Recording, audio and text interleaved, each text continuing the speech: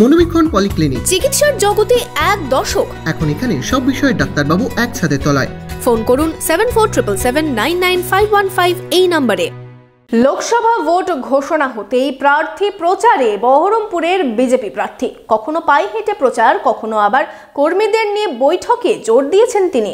যদিও প্রার্থী ঘোষণা হলেও ময়দানে দেখা মেলেনি তৃণমূলের প্রার্থীর।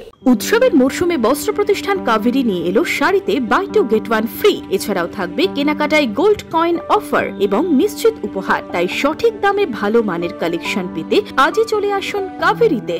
লোকসভা ভোটের দামামা বেজেছে। বহরমপুরে পথে নেমে প্রচার করছেন বিজেপি প্রার্থী নির্মল সাহা। তৃণমূল প্রার্থী এখনও প্রচারে নামেননি। বাম বা কংগ্রেস এখনও প্রার্থী ঘোষণা করেনি। বিজেপি নেতৃত্ব থেকে কর্মীরা নেমে পড়েছেন ভোটের ময়দানে। বুধবার বহরমপুরের পঞ্চাননতলা এলাকায় বিজেপির কেন্দ্রীয় কার্যালয়ে সাংগঠনিক বৈঠকে বিজেপি নেতৃত্ব।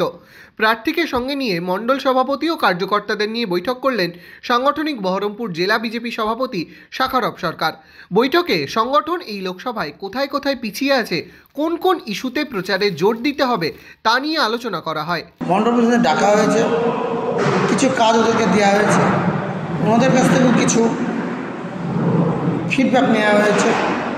অ্যাকচুয়ালি কর্মীদের মধ্যেকার লোকসভার জেলা থেকে বহরমপুর থেকে একদম প্রান্তিক গ্রামের এই যে ব্রিজ, এই ব্রিজিংটা করার জন্য আজকে এই মিটিংটা। 2রা মার্চ প্রার্থী ঘোষণার পর থেকেই ময়দানে নেমে পড়েছেন বিজেপি প্রার্থী। 10ই মার্চ তৃণমূল প্রার্থী ঘোষণা করলেও এখনও তাকে প্রচারে দেখা যায়নি। বাম বা কংগ্রেস এখনও তাদের প্রার্থী ঘোষণা করেননি।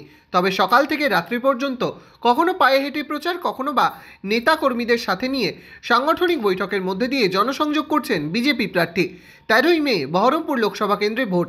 Bureau report, Madhyabanga news.